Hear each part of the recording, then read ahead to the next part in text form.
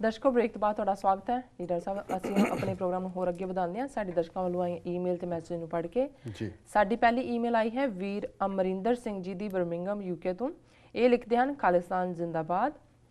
Doctor ਸਾਹਿਬ ਅਤੇ ਭੈਣ ਨੀਲਮ ਕੌਰ ਜੀ, ਵਾਹਿਗੁਰੂ ਜੀ ਕਾ ਖਾਲਸਾ ਵਾਹਿਗੁਰੂ ਜੀ ਕੀ ਫਤਿਹ। ਜ਼ਿੰਦਾਬਾਦ ਔਰ ਵਾਹਿਗੁਰੂ ਜੀ ਕਾ ਖਾਲਸਾ ਵਾਹਿਗੁਰੂ ਜੀ ਕੀ ਫਤਿਹ ਜੀ।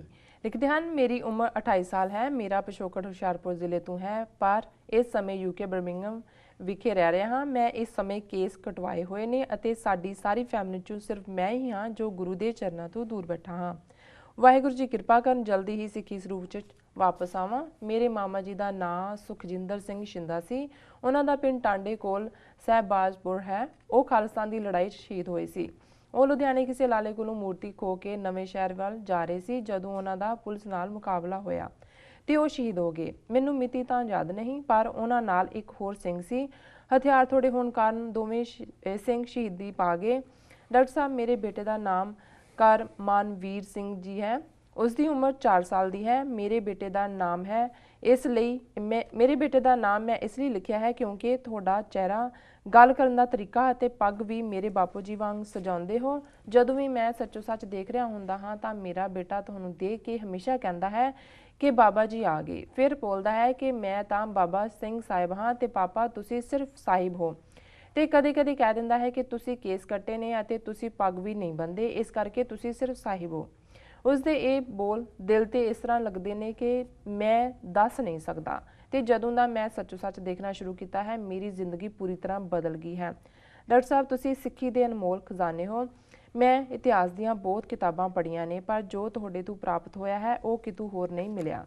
ਉਹ ਸ਼ਾਇਦ ਹੀ ਕਿਸੇ ਕਿਤਾਬ 'ਚੋਂ ਮਿਲੇ। ਡਾਕਟਰ ਸਾਹਿਬ, ਮੈਂ ਬਹੁਤ ਸਮੇਂ ਤੋਂ ਸੋਚ ਰਿਹਾ ਸੀ ਕਿ ਲਿਖਣ ਬਾਰੇ, ਪਰ ਅੱਜ ਇਸ ਕਰਕੇ ਲਿਖ ਰਿਹਾ ਹਾਂ ਕਿ ਕੱਲ੍ਹ ਸਕਾਟਲੈਂਡ ਆਜ਼ਾਦ ਹੋ ਜਾਂਦਾ ਤਾਂ ਆਉਣ ਵਾਲੇ ਸਮੇਂ ਵਿੱਚ ਅਸੀਂ ਵੀ ਲੋਕਾਂ ਨੂੰ ਸਕਾਟਲੈਂਡ ਦੀਆਂ ਉਦਾਹਰਨਾਂ ਦੇ ਕੇ ਖਾਲਿਸਤਾਨ ਦੀ ਆਜ਼ਾਦੀ ਲਈ ਸਮਝਾ ਸਕਦੇ ਸੀ, ਇੱਕ ਰਾਹ ਦਿਖਾ ਸਕਦੇ ਸੀ। ਤੁਸੀਂ ਦੱਸੋ ਡਾਕਟਰ ਸਾਹਿਬ, ਹੁਣ ਸਕਾਟਲੈਂਡ ਨੂੰ ਇਹ ਮੌਕਾ ਦੁਬਾਰਾ ਕਦੋਂ ਮਿਲੇਗਾ? ਕਿਉਂਕਿ ਮੈਨੂੰ ਇੱਥੇ ਪਿੰਡਰਾਂ ਵਾਲੇ ਸੰਤਾਂ ਦੀ ਇੱਕ ਗੱਲ ਯਾਦ ਆ ਰਹੀ ਹੈ ਜੋ ਉਹਨਾਂ ਨੇ ਕਿਹਾ ਸੀ ਕਿ ਪੰਜਾਬ ਵਿੱਚ ਰਹਿਣ ਵਾਲੇ ਕਿਸੇ ਵੀ ਪੰਜਾਬੀ ਨੂੰ ਰੋਟੀ ਪੈਸੇ ਕਮਾਉਣ ਲਈ ਬਾਹਰਲੀ ਸਟੇਟ ਵਿੱਚ ਨਾ ਜਾਣਾ ਪਵੇ। ਉਹਨਾਂ ਦਾ ਕਹਿਣਾ ਸੀ ਕਿ ਜੇ ਕੋਈ ਵੀ ਇਨਸਾਨ ਪੰਜਾਬ ਤੋਂ ਬਾਹਰ ਕੰਮ ਲਈ ਜਾਂਦਾ ਹੈ ਤਾਂ ਹੌਲੀ ਹੌਲੀ ਉਹ ਆਪਣਾ ਪਰਿਵਾਰ ਆਪਣੇ ਕੋਲ ਲੈ ਜਾਵੇਗਾ। ਫਿਰ ਉਸਦੇ ਬੱਚੇ ਉੱਥੋਂ ਦੀ ਸਕੂਲ 'ਚ ਪੜ੍ਹਨਗੇ, ਉਹਨਾਂ ਦੀ ਭਾਸ਼ਾ ਬਦਲ ਜਾਵੇਗੀ, ਫਿਰ ਉਹਨਾਂ ਦੀ ਅਗਲੀ ਪੀੜ੍ਹੀ ਦਾ ਵਿਆਹ ਵੀ ਉੱਥੇ ਹੀ ਹੋਵੇਗਾ, ਉੱਥੇ ਦੇ ਵਸਨੀਕ ਬਣਨਗੇ, ਨਾਲ ਉਹਨਾਂ ਦਾ ਨਾਤਾ ਪੰਜਾਬ ਨਾਲੋਂ ਟੁੱਟ ਜਾਵੇਗਾ। ਡਾਕਟਰ ਸਾਹਿਬ, ਤੁਹਾਡੀ ਦੂਰ ਅੰਦੇਸ਼ੀ ਸੰਤਾਂ ਨਾਲ ਮਿਲਦੀ ਹੈ, ਤੁਸੀਂ ਦੱਸੋ ਇਸ ਬਾਰੇ। ਮੈਂ ਅਰਦਾਸ ਕਰਦਾ ਹਾਂ ਕਿ ਸਾਨੂੰ ਆਪਣਾ ਕੌਮੀ ਘਰ ਛੇਤੀ ਮਿਲੇ। ਡਾਕਟਰ ਸਾਹਿਬ, ਤੁਸੀਂ ਖਾਲਿਸਤਾਨ ਜਿੰਦਾਬਾਦ ਦਾ ਜਵਾਬ ਦੇਣ ਸਮੇਂ 2 ਵਾਰ ਜ਼ਿੰਦਾਬਾਦ ਜ਼ਿੰਦਾਬਾਦ ਕਹਿੰਦੇ ਹੋ, ਜਿਵੇਂ ਅਸੀਂ ਆਪਣੇ ਘਰ 'ਚ ਖੜੇ ਹੋ ਕੇ ਕਹਿ ਰਹੇ ਹੋਈਏ ਖਾਲਿਸਤਾਨ ਜਿੰਦਾਬਾਦ। ਜੀ ਡਾਕਟਰ ਸਾਹਿਬ। ਜ਼ਿੰਦਾਬਾਦ ਜ਼ਿੰਦਾਬਾਦ। ਵੀਰ ਅਮਰਿੰਦਰ ਸਿੰਘ ਜੀ ਦਾ ਬਹੁਤ ਬਹੁਤ ਧੰਨਵਾਦ। ਉਹਨਾਂ ਨੇ ਸਾਨੂੰ ਬਰਮਿੰਗਮ ਯੂਕੇ ਤੋਂ ਲਿਖਿਆ। ਇਸ ਕਿਸਮ ਦੀਆਂ ਜਦੋਂ ਪਰਸਨਲ ਟੱਚ ਵਾਲੀਆਂ ਲਿਖਤਾਂ ਆਉਂਦੀਆਂ ਨੇ ਤੇ ਸਰਟਨਲੀ ਆਈ ਐਮ ਮੂਵਡ, ਮੈਨੂੰ ਵੀ ਇਹ ਦਰਵਤ ਕਰਦੀਆਂ ਨੇ, ਭਾਵ ਦੇ ਉਸ ਵਹਿਣ ਦੇ ਵਿੱਚ ਮੈਂ ਵਹਿੰਦਾ ਜੀ। ਇਸ ਦੇ ਦੋਵੇਂ ਤਿੰਨੇ ਰੀਜ਼ਨ ਨੇ। ਇੱਕ ਤਾਂ ਸਾਡੀ TV 84 ਰਾਹੀਂ ਸਾਂਝ ਸਾਡੀ 30 ਮਿਲੀਅਨ ਸਿੱਖ ਕੌਮ ਨਾਲ, ਜਾਂ ਉਹਨਾਂ ਦੇ ਜਿਹੜੇ ਚੀਦਾ ਪੰਥਕ ਦਰਦ ਰੱਖਣ ਵਾਲੇ ਵੀਰ ਭੈਣਾਂ ਨੇ ਗਲੋਬਲੀ ਇਸ ਚੈਨਲ ਦੇ ਰਾਹੀਂ ਪਈ ਹੈ।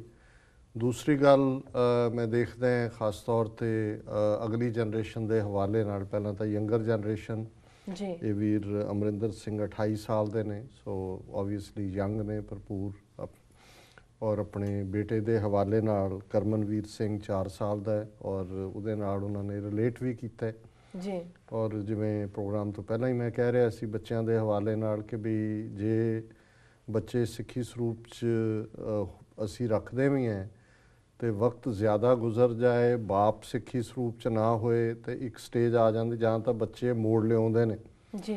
ਔਰ ਉਹ ਕਹਿਣਗੇ, ਔਰ ਮੈਨੂੰ ਯਾਦ ਹੈ ਅਕਸਰ ਮੈਂ ਜਦੋਂ ਕੈਨੇਡਾ ਅੱਜ ਤੋਂ 10 12 15 ਸਾਲ ਬੜਾ ਫਰੀਕੁਐਂਟ ਆਉਣਾ ਜਾਣਾ ਸੀ, ਕੈਲੀਫੋਰਨੀਆ ਬੇਸ ਸੀ ਮੈਂ, ਅਤੇ ਇੱਕ ਸੱਜਣ ਮੈਨੂੰ ਸੀਐਟਲ, ਮੈਂ ਏਅਰਪੋਰਟ 'ਤੇ ਉਤਰਿਆ, ਉੱਥੋਂ ਲੈਣ ਆਏ ਸਰੀ ਲਈ, ਅਤੇ ਰਾਹ ਜਾਂਦੇ ਬੜੇ ਸੋਹਣੇ ਸੁੰਦਰ ਗੁਰਸਿੱਖ ਸਨ, ਅਤੇ ਉਹ ਮੈਨੂੰ ਕਹਿਣ ਲੱਗੇ, ਪਹਿਲੀ ਵਾਰ ਹੀ ਆਏ ਦੂਜਿਆਂ ਦੇ ਨਾਲ, ਕਹਿਣ ਲੱਗੇ ਜੀ ਕਿ ਮੈਨੂੰ ਮੇਰੀ ਬੇਟੀ ਨੇ ਸਿੱਖ ਬਣਾਇਆ, ਸਿੱਖੀ ਸਰੂਪ 'ਚ ਲਿਆਂਦਾ।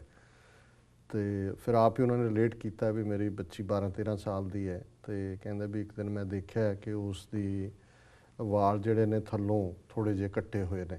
ਜੀ ਮੈਂ ਉਸ ਨੂੰ ਜਿਹੜਾ ਬਹੁਤ ਉਹਦੀ ਝਾੜ ਝੰਬ ਕੀਤੀ। ਉਹਨੂੰ ਮੈਂ ਕਿਹਾ ਵੀ ਇਹ ਸਿੱਖਾਂ 'ਚ ਇਹ ਨਹੀਂ ਹੁੰਦਾ। ਤੇ ਉਹਨੇ ਕਹਿੰਦੇ ਕਿ ਵੀ ਮੈਨੂੰ ਭੋਲੇ ਪੰਚ ਪੁੱਛਿਆ ਕਿ ਡੈਡੀ ਸਿੱਖੀ ਦੇ ਦੋ ਅਸੂਲ ਹੁੰਦੇ ਨੇ, ਔਰਤਾਂ ਲਈ ਕੋਈ ਵੱਖਰਾ ਹੈ, ਬੰਦਿਆਂ ਉਹ ਕਹਿੰਦੇ। ਮੈਂ ਕਿਹਾ ਵੀ ਤੇਰਾ ਕੀ ਮਤਲਬ? ਕਹਿੰਦੇ ਜੀ ਤੁਸੀਂ ਤਾਂ ਕੱਟੇ ਹੋਏ ਨੇ।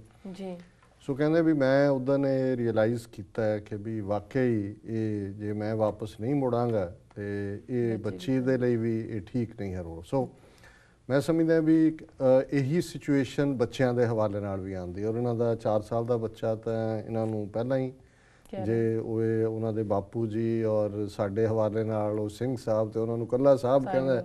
ਸੋ ਸਿੰਘ ਵਾਲੇ ਟਾਈਟਲ 'ਚੋਂ ਤਾਂ ਬੱਚੇ ਨਹੀਂ ਜਿਹੜਾ ਹੈ ਉਹ ਖਾਨਾ ਖਾਲੀ ਕੀਤਾ ਹੋਇਆ ਹੈ। ਸੋ ਮੇਰਾ ਖਿਆਲ ਹੈ ਵੀਰ ਅਮਰਿੰਦਰ ਸਿੰਘ ਜੀ ਜਿੰਨੀ ਜਲਦੀ ਤੁਸੀਂ ਬਾਕੀ ਤਾਂ ਮੈਂ ਸਮਝਦਾ ਕਿ ਵੀ ਗੁਰੂ ਦੀ ਤਾਂ ਹਮੇਸ਼ਾ ਹੀ ਕਿਰਪਾ ਹੁੰਦੀ ਹੈ। ਗੁਰੂ ਤਾਂ ਹਮੇਸ਼ਾ ਹੀ ਗੁਰੂ ਤਾਂ ਉਡੀਕਦੇ ਨੇ ਕਿ ਮੇਰੇ ਵੱਲ ਕਦੋਂ ਮੇਰਾ ਸਿੱਖ ਜਿਹੜਾ ਮੇਰਾ ਹੈ ਪਰ ਭਟਕਿਆ ਹੋਇਆ ਹੈ ਜਾਂ ਗਵਾਚਿਆ ਹੈ ਜਾਂ ਕਮਜ਼ੋਰ ਹੈ ਆਏਗਾ। ਇਸੇ ਹੀ ਭਾਵਨਾ ਨੂੰ ਭਾਈ ਗੁਰਦਾਸ ਜੀ ਨੇ ਜਦੋਂ ਇਹ ਬਿਆਨਿਆ ਕਿ ਚਰਨ ਸ਼ਰਨ ਗੁਰ ਏਕ ਪੈਂਡਾ ਜਾਏ ਚੱਲ, ਸਤਿਗੁਰ ਕੋਟ ਪੈਂਡਾ ਆਗੇ ਹੋਏ ਲੇਤ ਹੈ। ਕਿ ਜਦੋਂ ਅਸੀਂ ਇੱਕ ਕਦਮ ਤੁਰਦੇ ਹਾਂ ਤੇ ਗੁਰੂ ਕਰੋੜ ਕਦਮ ਤੁਰ ਕੇ ਆਉਂਦੇ ਨੇ। ਸੋ ਮੇਰਾ ਖਿਆਲ ਹੈ ਕਿ ਵੀ ਤੁਸੀਂ ਜਿਹੜਾ ਹਾਂ ਨਹੀਂ ਮਨ ਤਾਂ ਜਿਹੜਾ ਹੈ ਉਹ ਬਸ ਤੁਸੀਂ ਮਨ ਛੱਡ ਦਿਓ। ਜਿਵੇਂ ਸੰਤ ਪਿੰਡਾਂ ਵਾਲੇ ਲਾਈਟਰ ਵੇਨ 'ਚ ਕਹਿੰਦੇ ਸੀ ਜਦੋਂ ਉਹਨਾਂ ਨੇ ਕਿਸੇ ਨੂੰ ਕਹਿਣਾ ਕਿ ਭਾਈ ਉਹਨੇ ਕਹਿਣਾ ਜੀ ਜਿਹੜਾ ਸਰੂਪ 'ਚ ਨਹੀਂ ਅਸੀਂ ਤੁਹਾਨੂੰ ਬਹੁਤ ਪਿਆਰ ਕਰਦੇ ਹਾਂ ਸੰਤ ਜੀ, ਅਸੀਂ ਬਹੁਤ ਉਹਨੇ ਕਹਿਣਾ ਪਿਆਰ ਕਰਦੇ ਹੋ। ਕਹਿੰਦਾ ਫਿਰ ਮੇਰਾ ਵੀਰ ਕਦੋਂ ਬਣਨਾ ਜੀ? ਤੇ ਉਹ ਸਮਝ ਸਿਰ ਨੀਵਾਂ ਕਰ ਕਹਿੰਦੇ ਕੋਸ਼ਿਸ਼ ਕਰਾਂਗੇ। ਉਹ ਕਹਿੰਦੇ ਕੋਸ਼ਿਸ਼ ਛੱਡ ਦਿਓ ਬਣ ਜਾਓਗੇ ਜੀ। ਸੋ ਉਹਨਾਂ ਦਾ ਵੀ ਆ ਜਿਹੜਾ ਸਵੇਰੇ ਉੱਠ ਕੇ ਰੋਜ਼ ਕੋਸ਼ਿਸ਼ ਕਰਦੇ ਹੋ ਨਾ ਇਹ ਛੱਡ ਦਿਓ। ਸੋ ਇਹ ਵੀਰ ਅਮਰਿੰਦਰ ਸਿੰਘ ਵੀ ਕੋਸ਼ਿਸ਼ ਛੱਡ ਦੇਣ ਤੇ ਫਿਰ ਗੁਰੂ ਦੇ ਹੀ ਪੁੱਤਰ ਨੇ। ਉਹਨਾਂ ਦੇ ਭਾਵਨਾ ਜਿਹੜੀ ਹੈ ਉਹ ਪਿਆਰ ਕਰਦੇ ਨੇ ਸਾਡੇ ਲਈ। ਉਹਨਾਂ ਨੇ ਸ਼ਲਾਘਾ ਦੇ ਸ਼ਬਦ ਕਹੇ, ਉਹਨਾਂ ਦਾ ਧੰਨਵਾਦ। ਸਕਾਟਲੈਂਡ ਦੇ ਹਵਾਲੇ ਨਾਲ ਉਹਨਾਂ ਦਾ ਸਵਾਲ ਹੈ ਕਿ ਵੀ ਜੇ ਦੇਸ਼ ਬਣ ਜਾਂਦਾ ਤੇ ਅਸੀਂ ਲੋਕਾਂ ਨੂੰ ਦੱਸ ਸਕਦੇ ਸੀ ਕਿ ਦੇਖੋ ਇਹ ਰੋਲ ਮਾਡਲ ਹੈ। ਜਿਵੇਂ ਮੈਂ ਅੱਗੇ ਵੀ ਕਿਹਾ ਸੀ ਉਹਦੇ ਰੈਫਰੈਂਡਮ ਦੇ ਅਗਲੇ ਦਿਨ ਕਿ ਬਹੁਤ ਸਾਰੇ ਵੀਰ ਭੈਣਾਂ ਨਿਰਾਸ਼ ਵੀ ਹੋਏ, ਕਈਆਂ ਦੇ ਘਰਾਂ 'ਚ ਤਾਂ ਰੋਟੀ ਨਹੀਂ ਪੱਕੀ। ਪਰ ਮੈਂ ਸਮਝਦਾ ਵੀ ਇਹਨੂੰ ਇਸ ਭਾਵਨਾ ਨਾਲ ਨਹੀਂ ਦੇਖਣਾ ਚਾਹੀਦਾ। ਰਾਦਰ ਇਸ ਦੇ ਉਲਟ ਮੈਂ ਸਮਝਦਾ ਵੀ ਮੇਰੇ ਲਈ ਇਹ ਜਿਹੜਾ ਸਾਰਾ ਸੀ ਵੀ ਕਿਵੇਂ 307 ਸਾਲ ਬਾਅਦ ਜਿਹੜੀ ਯੂਨੀਅਨ ਹੈ ਉਹ ਚੈਲੰਜ ਹੋਈ।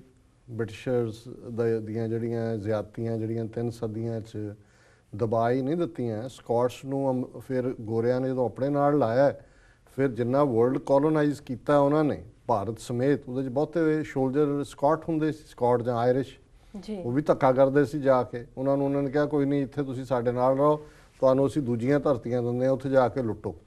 ਸੋ ਜਿਹੜੇ ਸਕਾਟਿਸ਼ ਓਰੀਜਨ ਦੇ ਰਹੇ ਨੇ ਉਹਨਾਂ ਨੇ ਵੀ ਜਾ ਕੇ ਜਿੱਥੇ ਜਿੱਥੇ ਗਏ ਨੇ ਉਹ ਫਿਰ ਪੂਰੇ ਬ੍ਰਿਟਿਸ਼ ਨਾਲੋਂ ਵੀ ਜ਼ਿਆਦਾ ਇਸ ਕਿਸਮ ਦਾ ਉਹਨਾਂ ਦਾ ਐਟੀਟਿਊਡ ਸੀ।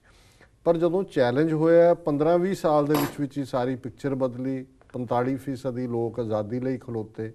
ਔਰ ਜਿਵੇਂ ਮੈਂ ਉਹਨਾਂ ਦੇ ਫਸਟ ਮਿਨਿਸਟਰ ਨੂੰ ਹੀ ਕੋਟ ਕਰਾਂਗਾ ਕਿ ਇਹ ਨਾ ਦੇਖੋ ਕਿ ਕੀ ਤੁਸੀਂ ਹਾਸਲ ਨਹੀਂ ਕੀਤਾ, ਕਿਹੜੀ ਮੰਜ਼ਿਲ ਕਿੰਨੀ ਰਹਿ ਗਈ, ਇਹ ਦੇਖੋ ਤੁਸੀਂ ਸਫ਼ਰ ਕਿੰਨਾ ਤੈਅ ਕੀਤਾ। ਔਰ ਸੁਪਨਾ ਕਦੇ ਨਹੀਂ ਮਰਦਾ। ਬਾਕੀ ਜਿਹੜਾ ਉਹਨਾਂ ਨੇ ਪੁੱਛਿਆ ਕਿ ਵੀ ਕਿੰਨੀ ਦੇਰ ਬਾਅਦ ਮੌਕਾ ਕਦੋਂ ਬਣੇਗਾ, ਜੇ ਮੈਂ ਕਿਊਬੈਕ ਦੇ ਹਵਾਲੇ ਨਾਲ ਦੱਸਾਂ ਤੇ 1980 ਦੇ ਵਿੱਚ 1980 'ਚ ਕਿਊਬੈਕ ਦੇ ਵਿੱਚ ਰੈਫਰੈਂਡਮ ਹੋਇਆ ਸੀ ਕਿ ਕਿਊਬੈਕ ਦੇ ਲੋਕ ਕੈਨੇਡਾ ਨਾਲ ਰਹਿਣਾ ਚਾਹੁੰਦੇ ਨੇ ਕਿ ਨਹੀਂ। ਉਦੋਂ ਜਿਹੜਾ ਕਾਫੀ ਮਾਰਜਨ ਫਰਕ ਦੇ ਨਾਲ ਜਿਹੜਾ ਹੈ ਉਹ ਲੋਕਾਂ ਨੇ ਕੈਨੇਡਾ 'ਚ ਰਹਿਣ ਦਾ ਫੈਸਲਾ ਦਿੱਤਾ। 15 ਸਾਲ ਬਾਅਦ 1995 'ਚ ਫਿਰ ਰੈਫਰੈਂਡਮ ਕਿਊਬੈਕ 'ਚ ਹੋਇਆ ਜਿਹਦੇ 'ਚ 1.5% ਦੇ ਫਰਕ ਨਾਲ ਜਿਹੜਾ ਹੈ ਉਹ ਉਹਨਾਂ ਨੇ ਫਿਰ ਕੈਨੇਡਾ 'ਚ ਰਹਿਣ ਦਾ ਫੈਸਲਾ ਕੀਤਾ। ਸੋ ਜਦੋਂ ਡੇਵਿਡ ਕੈਮਰਨ ਨੇ ਵੀ ਇੱਕ ਜਨਰੇਸ਼ਨ ਦੀ ਗੱਲ ਕੀਤੀ ਹੈ, ਸੋ ਜਨਰੇਸ਼ਨ 20 ਸਾਲ ਦੀ ਹੁੰਦੀ ਹੈ। ਸੋ ਇਹ ਨਹੀਂ ਹੈ ਆਲਰੇਡੀ ਜਦੋਂ ਉਹਨੇ ਕਿਹਾ ਫਸਟ ਮਿਨਿਸਟਰ ਨੇ ਸਕਾਟਿਸ਼ ਐਲੈਕਸ ਸੈਲਮਨ ਨੇ ਕਿ ਡ੍ਰੀਮ ਨੈਵਰ ਡਾਈਜ਼, ਸੁਪਨਾ ਨਹੀਂ ਮਰਦਾ। ਸੋ 15-20 ਸਾਲ ਬਾਅਦ ਫਿਰ ਆ ਜਾਣਗੇ। ਸੋ ਜਿਹੜੀ ਅਖੀਰਲੀ ਗੱਲ ਉਹਨਾਂ ਨੇ ਆਪਣੇ ਧਰਤੀ ਦੀ ਕੀਤੀ ਸੰਤ ਪਿੰਡਾਂ ਵਾਲਿਆਂ ਨੂੰ ਕੋਟ ਕਰਕੇ ਕਿ ਜਦੋਂ ਤੁਸੀਂ ਧਰਤੀ ਨਾਲੋਂ ਟੁੱਟਦੇ ਹੋ ਫਿਰ ਦੂਸਰੀ ਥਾਂ ਬੱਚੇ ਉੱਥੇ ਵਿਆਹ ਸੈਟਲਮੈਂਟ। ਦੇਖੋ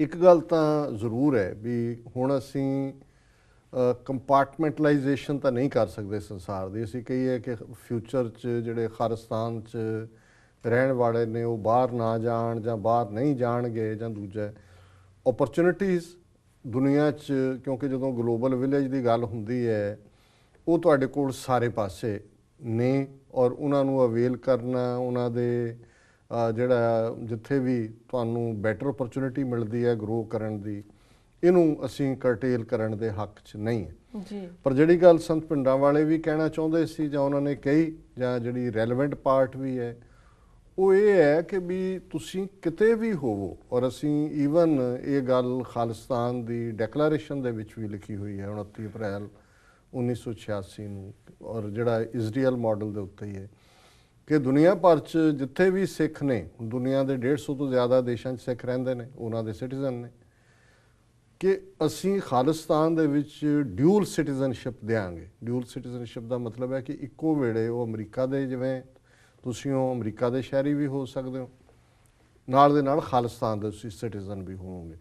ਸੋ ਰਾਦਰ ਇਹ ਜਿਹੜਾ ਬਾਹਰ ਜਾਣ ਵਾਲਾ, ਬਾਹਰ ਸੈਟਲਡ ਸਿੱਖ ਨੇ, ਇਹ ਜਿੱਥੇ ਆਪਣੇ ਫਾਦਰਲੈਂਡ ਨੂੰ ਰਿਚ ਕਰਨਗੇ ਇਨਵੈਸਟਮੈਂਟ ਨਾਲ, ਗੁਰਦੁਆਰਿਆਂ ਦੇ ਦਰਸ਼ਨ ਦੀਦਾਰ ਦੇ ਲਈ, ਫੋਰਨ ਐਕਸਚੇਂਜ, ਉੱਥੇ ਇੱਕ ਫ੍ਰੈਂਚ ਸਪੀਕਿੰਗ ਸਿੱਖ ਹੈ, ਸਪੈਨਿਸ਼ ਸਪੀਕਿੰਗ ਸਿੱਖ ਹੈ, ਦੂਸਰੀਆਂ ਜ਼ਬਾਨਾਂ ਦੁਨੀਆ ਭਰ 'ਚੋਂ, ਨਾਰਵੀਜੀਅਨ ਔਰ ਬੈਲਜੀਅਨ ਔਰ ਦੂਜਾ, ਇਹ ਸਾਰੇ ਹੀ ਜਿਹੜੇ ਉਹਨਾਂ ਕਲਚਰ ਦੀ ਔਰ ਇਜ਼ਰਾਈਲ ਦੀ ਗਰੋਥ ਦੇ ਵਿੱਚ ਜਾਂ ਤਰੱਕੀ ਦੇ ਵਿੱਚ, ਕਿਉਂਕਿ ਯਹੂਦੀ ਸਾਰੇ ਪਾਸੇ ਸੀ, 2000 ਸਾਲ 'ਚੋਂ ਫੈਲੇ ਖਿਲਰ ਗਏ ਸਾਰੇ, ਭਾਵੇਂ ਉਹਨਾਂ ਨਾਲ ਧੱਕਾ ਹੁੰਦਾ ਸੀ, ਇਸ ਲਈ ਵੀ ਉਹਨਾਂ ਦਾ ਦੇਸ਼ ਨਹੀਂ ਸੀ, ਲੇਕਿਨ ਰਸ਼ੀਅਨ ਜੂ ਉੱਥੇ ਪਹੁੰਚ ਗਏ, ਅਮਰੀਕਨ ਪਹੁੰਚੇ, ਬ੍ਰਿਟਿਸ਼ਰ ਪਹੁੰਚੇ, ਪੋਲਿਸ਼ ਪਹੁੰਚੇ, ਯੂਕਰੇਨੀਅਨ ਪਹੁੰਚੇ, ਉਹ ਉਹਨਾਂ ਕਲਚਰਸ ਦੀ ਅਮੀਰੀ ਵੀ ਨਾਲ ਲਿਆਏ, ਕੁਛ ਜਿਹੜੇ ਨੇ ਉਹਨਾਂ ਨੇ ਇਨਵੈਸਟ ਕੀਤਾ ਹੈ। ਔਰ ਜਿਵੇਂ ਮੈਂ ਅੱਗੇ ਵੀ ਕਿਹਾ ਸੀ ਕਿ ਵੀ ਜੇ ਅੱਜ ਲਗਭਗ 6 ਮਿਲੀਅਨ ਯਹੂਦੀ ਇਜ਼ਰਾਈਲ 'ਚ ਰਹਿੰਦੇ ਨੇ ਤਾਂ 7 ਮਿਲੀਅਨ ਦੇ ਕਰੀਬ ਦੁਨੀਆ ਦੇ ਬਾਕੀ ਦੇਸ਼ਾਂ 'ਚ ਨੇ ਜੀ। ਕੋਈ ਜ਼ਰੂਰੀ ਨਹੀਂ ਹੈ ਵੀ ਹਰ ਇੱਕ ਨੇ ਜਾ ਕੇ ਉੱਥੇ ਹੀ ਵਸਣਾ ਹੈ, ਪਰ ਦੁਨੀਆ ਦੇ 7 ਮਿਲੀਅਨ ਜਿਊਜ਼ ਦੀ ਵੀ ਕੀਮਤ ਤਾਂ ਹੀ ਅੱਜ ਹੈ, ਜਾਂ ਉਹਨਾਂ ਦਾ ਇੱਕ ਆਨ ਅਣਖ, ਜਾਂ ਉਹਨਾਂ ਦੀ ਹੋਂਦ ਹੈ, ਕਿਉਂਕਿ ਇਜ਼ਰਾਈਲ ਦੀ ਕਾਇਮੀ, ਇਜ਼ਰਾਈਲ ਦੀ ਖੁਸ਼ਹਾਲੀ ਔਰ ਆਪਣੀ ਧਰਤੀ ਨਾਲ ਜੁੜਨਾ। ਉਹਨਾਂ ਦੀ ਆਪਣੀ ਜ਼ਬਾਨ ਹਿਬਰੀਓ 2000 ਸਾਲ ਬਾਅਦ ਰਿਵਾਈਵ ਹੋਈ ਜੀ। ਉਹ ਹੁਣ ਅਸੀਂ ਪਾਰਲੀਮੈਂਟ ਕਹਿੰਦੇ ਆ ਜਾਂ ਕਾਂਗਰਸ ਕਹਿੰਦੇ, ਉਹ ਕਹਿੰਦੇ ਕਨੈਸੈਟ ਨੇ ਆਪਣੀ, ਔਰ ਉਹਨਾਂ ਦੀ ਪਾਰਲੀਮੈਂਟ ਦੇ ਵਿੱਚ ਉਹਨਾਂ ਦੀ ਆਪਣੀ ਜ਼ਬਾਨ 'ਚ ਕਾਰਵਾਈ ਚੱਲਦੀ ਹੈ ਹਿਬਰੀਓ 'ਚ। ਸੋ ਅਸੀਂ ਸਮਝਦੇ ਹਾਂ ਵੀ ਇਨ ਦਾ ਐਂਡ ਖਾਲਿਸਤਾਨ ਦੀ ਕਾਇਮੀ ਦੇ ਨਾਲ ਜਿਹੜਾ ਡਾਇਸਪੋਰਾ ਸਿੱਖ ਹੈ ਉਹ ਖਾਲਿਸਤਾਨ ਦੀ ਕਾਇਮੀ, ਖੁਸ਼ਹਾਲੀ ਦੋਨਾਂ 'ਚ ਰੋਲ ਅਦਾ ਕਰਨਗੇ। ਜਦੋਂ ਕਾਇਮ ਹੁੰਦਾ ਹੈ ਮੁਲਕ, ਲਿਬਰੇਟ ਹੁੰਦਾ ਹੈ ਸਾਡਾ ਇੰਡੀਅਨ ਯੋਕ ਤੋਂ, ਤੇ ਫਿਰ ਇਹ ਗੱਲ ਪ੍ਰਾਈਡ ਵੀ ਦੇਗੀ। ਔਰ ਜਿਹੜੇ ਬਾਹਰਲੇ ਸਿੱਖਾਂ ਦੇ ਇਸ਼ੂ, ਜਿਵੇਂ ਫਰਾਂਸ ਦਾ ਅਸੀਂ ਡਿਸਕਸ ਕੀਤਾ, ਪੱਗ ਦਾ, ਬੈਲਜੀਅਮ ਦਾ ਹੈ, ਦੂਸਰਾ ਫਿਰ ਇਹ ਖਾਲਿਸਤਾਨ ਦੀ ਗਵਰਨਮੈਂਟ ਜਿਹੜੀ ਹੈ ਇਹਨਾਂ ਇਸ਼ੂਜ਼ ਨੂੰ ਐਗਰੈਸਿਵਲੀ ਲਏਗੀ। ਸੋ ਇਹਨਾਂ ਦਾ ਵੀਰ ਅਮਰਿੰਦਰ ਸਿੰਘ ਜੀ ਦਾ ਬਹੁਤ ਬਹੁਤ ਧੰਨਵਾਦ ਜੀ। ਡਾਕਟਰ ਸਾਹਿਬ, ਇਸ ਨਾਲ ਲੈਣੇ ਬ੍ਰੇਕ। ਵੀਅਰਸ, ਤੁਸੀਂ ਸਾਡੇ ਨਾਲ ਇਸ ਤਰ੍ਹਾਂ ਬਣੇ ਰਹੋ, ਮਿਲਦੇ ਹਾਂ ਕਮਰਸ਼ੀਅਲ ਬ੍ਰੇਕ ਤੋਂ ਬਾਅਦ।